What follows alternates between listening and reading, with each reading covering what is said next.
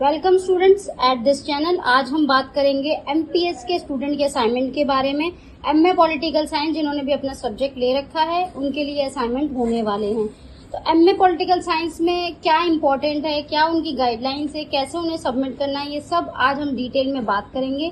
इसके अलावा उनको किस तरह से अपने असाइनमेंट बनाने होते हैं, यानी किन शीट्स का यूज करना है, कहाँ से मटेरियल निकालना है, कैसे रेफरेंस यूज करने हैं, वो सब उनको आज पता चल जाएगा। तो आप वीडियो को एंड तक जरूर देखें, क्योंकि एंड में आपको इस वीडियो में मैं इम्पोर्टेंट क्वेश्चंस पूछने वाली हूँ जो कि एमए पॉलिटिकल साइंस में काफ़ी बार आ चुके हैं। सबसे पहले आपने अगर अपना असाइनमेंट बनाया है या बनाने वाले हैं तो आपको कुछ चीज़ों का ध्यान रखना है जो हर असाइनमेंट में आपको करना होता है। सबसे पहले होता है उसका फ्रंट पेज, जो आपको अपने असाइनमेंट सबमिट करते टाइम आपको सबसे स्टार्टिंग में सबमिट करना होता है। तो जैसे यहाँ पर मैंने अटैच कर रखा है फ्रंट पेज, कलर में बना के मैंने कर रखा है, जो आप भी अपना कर सकते हैं। आपको अगर फ्रंट पेज चाहिए होगा तो आप इग्नू की या फिर गूगल पर भी अगर आप डालेंगे इग्नू फ्रंट पेज तो आपको वहाँ पे बहुत सारे मिल जाएंगे। आप किसी भी फ्रंट पेज को चूज कर सकते हैं, इसमें कोई नहीं है कि यही वाला करना है। हाँ, जिस भी फ्रंट पेज में आपकी डिटेल सारी आ जाएगी आपको वो वाला फ्रंट पेज ही यूज करना है। तो जैसे ये मैंने दोनों मीडियम के स्टूडेंट्स के लिए यूज हो जाएगा, जैसे हिंदी मीडियम के लिए भी हो जाएगा और इंग्लिश मीडियम के लिए भी। तो यहाँ पर ये दोनों मीडियम में आपका जो भी मीडियम आप कर रहे हैं, जैसे इंग्लिश में कर रहे हैं मान लो काफ़ी स्टूडेंट्स, तो इंग्लिश में आप अपना फिल कर सकते हैं। जिनका हिंदी में है वो अपने अनुसार फिल कर सकते हैं। तो यहाँ पे ये इंग्लिश मीडियम के स्टूडेंट्स का था असाइनमेंट जो हमने ऑन ऑर्डर पे बनाया था। तो सबसे पहले हमने यहाँ पे फुल क्वेश्चन पेपर अटैच किया हुआ है। फुल क्वेश्चन पेपर इसलिए अटैच किया हुआ है क्योंकि फुल क्वेश्चन पेपर में आपको सारी डिटेल मिल जाती है। क्योंकि कई बार स्टूडेंट्स क्या होते हैं, असाइनमेंट्स को लेने के बाद भी कंफ्यूज रहते हैं कि उनको जमा कब करना है, इनकी डेडलाइन क्या है एंड ऑल डिटेल्स। तो यहाँ पर आपको क्वेश्चन पेपर अगर आपके पास पूरा होगा तो आपको सारी डिटेल यहाँ पे दिख जाएंगी कि भाई हाँ, और आप अगर देखेंगे या पढ़ेंगे भी तो आपको यहाँ पे सेशन और सबमिशन की डेट पता चल जाएगी। इसके अलावा आपको किस तरह के असाइनमेंट को बनाना है वो भी आपको यहाँ पे पूरा मेंशन है। तो यहाँ पे अब हम आते हैं क्वेश्चन पेपर पे। क्वेश्चन पेपर आपको अपने सेशन के हिसाब से डिसाइड करना है। मान लो आपका सेशन जो है, आपने जुलाई 2023 में एडमिशन लिया था तो आपका ये जुलाई का सेशन है, क्योंकि यहाँ पे 22-23 का मेंशन किया हुआ है। हाँ, यहाँ पे जुलाई का सेशन है। जैसे जुलाई 2022 में एडमिशन लिया उन स्टूडेंट्स के लिए, और जनवरी 2023 में एडमिशन जिन्होंने लिया है, तो ये क्वेश्चन पेपर भी उनका है। और अगर आप असाइनमेंट बनाएंगे तो आपको सबसे पहले क्वेश्चन पेपर को पढ़ना है।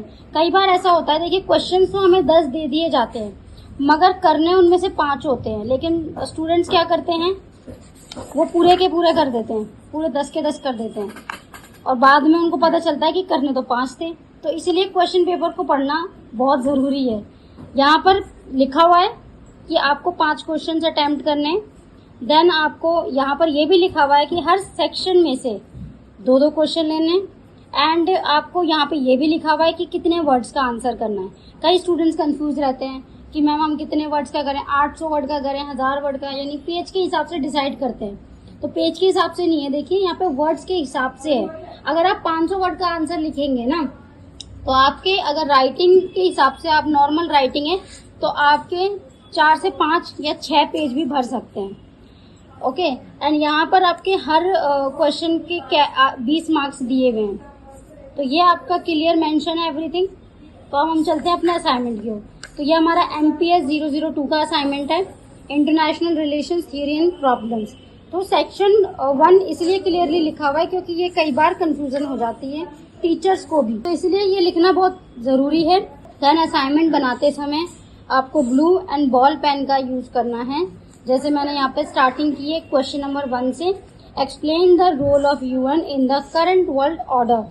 तो ये वाला क्वेश्चन का आंसर हमने लिखा है इसमें, और ये बिल्कुल यूनिक आंसर है, यानी रेफरेंस के लिए आप देखिए बुक का इस्तेमाल कर सकते हैं, आप गूगल का भी इस्तेमाल कर सकते हैं, और आजकल काफ़ी लोगों में AI का भी क्रेज चल रहा है, आप किसी का भी यूज़ कर सकते हैं रेफरेंस के लिए, या सॉफ्ट कॉपी भी आप खरीद सकते हैं। लेकिन आपको जो आंसर बनाना है, जैसे आपने मान लीजिए सारा मटेरियल आपके पास है, तो आपको बनाना कैसे है, उन सबको पढ़ के देन अपने अनुसार आपको असाइनमेंट बनाना है, ताकि वो आपके अनुसार हो। आप उसके क्या है कि आप उसको समझ के लिख रहे हैं आंसर, ताकि आपको एग्जाम में भी उसमें हेल्प मिलेगी। और एग्जाम में भी देखिए क्या होता है, अगर मार्क्स आपके अच्छे आए, जैसे मान लो 30% में से आपके 25 आ गए, 100% जैसे मार्क्स हैं तो उसमें से आपके 80 आ गए, 85 आ गए, 90 आ गए, तो आपकी एग्जाम्स में आपको बहुत हेल्प मिल जाएगी इसमें, क्योंकि वो मार्क्स ऐड होते हैं। ओके, तो ये हमारा सिंगल हैंड राइटिंग है। आप देखेंगे एक एक चीज क्लियरली मेंशन है कि कहाँ से कौन सा पैराग्राफ शुरू है, कहाँ पर एंड है। ये चीज होना क्लियरेंस बहुत जरूरी है।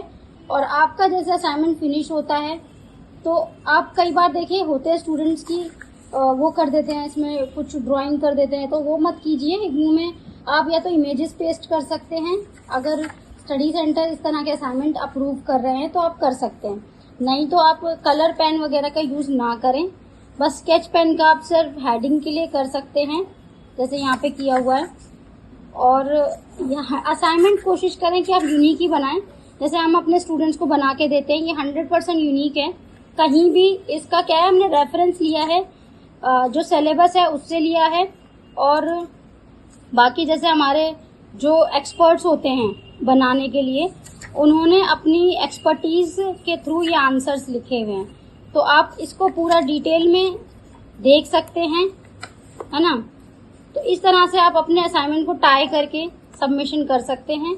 और सबमिशन करने की अलग अलग गाइडलाइंस अलग अलग स्टडी सेंटर्स के हिसाब से होती है, तो वो अगर आप जमा करेंगे तो आप देख सकते हैं, वो बता देंगे आपको। बाकी उसमें इतना ज़्यादा कुछ कंफ्यूज होने की ज़रूरत नहीं है, बट मेक श्योर आपकी जो असाइनमेंट है वो सिंगल हैंड राइटिंग में हो। कई बार स्टूडेंट्स यहाँ पर हैंड राइटिंग का दिक्कत कर देते हैं। मान लो ये MPS 3 का असाइनमेंट है और आगे MPS 2 का असाइनमेंट था, तो 2 में राइटिंग अलग होगी, 3 में अलग होगी नीट एंड क्लीन, बट अलग अलग भी तो राइटिंग है ना। तो ये अलग अलग नहीं करना है आपको सिंगल हैंड राइटिंग का यूज़ करना है, जिससे आपके एग्जामिनर को ये यकीन हो कि असाइनमेंट आपने ही बनाए, मतलब सिंगल किसी पर्सन ने बनाया। क्योंकि देखिए ये है ओपन यूनिवर्सिटी, मैं आपको बताऊं, ओपन यूनिवर्सिटी में देखिए टीचर्स को भी पता है कि स्टूडेंट्स के पास टाइम नहीं होता, वही एडमिशन लेते हैं। और इसमें एक इम्पॉर्टेंट चीज़ ये आपको समझनी होगी कि ये ऑनलाइन सारा मेथड कर दिया गया है, डिटेल्स वगैरह, क्वेश्चन पेपर, सब कुछ ऑनलाइन अवेलेबल है। आप इग्नू की वेब सर्विसेज में जाएंगे तो आपको सारे क्वेश्चंस मिल जाएंगे, तो सब कुछ ऑनलाइन इनके प्लेटफॉर्म पे अवेलेबल है, जिससे आप जाके डाउनलोड कर सकते हैं। और आपको अगर कोई कंफ्यूजन होती भी है तो आप ऑनलाइन में बहुत सारी चीज़ें already time to time update होती रहती हैं, देखिए इग्नू के प्लेटफॉर्म पे। तो आप अगर वर्किंग है या अगर आप काम कर रहे हैं, तो आप कोई और कोर्स कर रहे हैं या फिर आप कोई गवर्नमेंट जॉब की तैयारी कर रहे हैं, तो आप इग्नू में तो एडमिशन आपने ले लिया, अगर नहीं लिया तो आप ले सकते हैं, क्योंकि इसमें काफ़ी फ्लेक्सिबिलिटी है, काफ़ी अच्छी चीज़ें हैं और काफ़ी ईजीनेस स्टूडेंट्स को प्रोवाइड कर रखी है। और अगर आपको कोई कन्फ्यूज़न होती है तो आप हमें व्हाट्सअप कर सकते हैं, व्हाट्सअप नंबर आपको स्क्रीन पे दे दिया गया है, डिस्क्रिप्शन में जाके आप हमारी वेबसाइट विजिट कर सकते हैं। हम इग्नू की फील्ड में 5 सालों से काम कर रहे हैं और इसमें हम स्टूडेंट्स की हर क्वेश्चन का, यानी कोई कन्फ्यूज़न होती है, सब दूर करते हैं।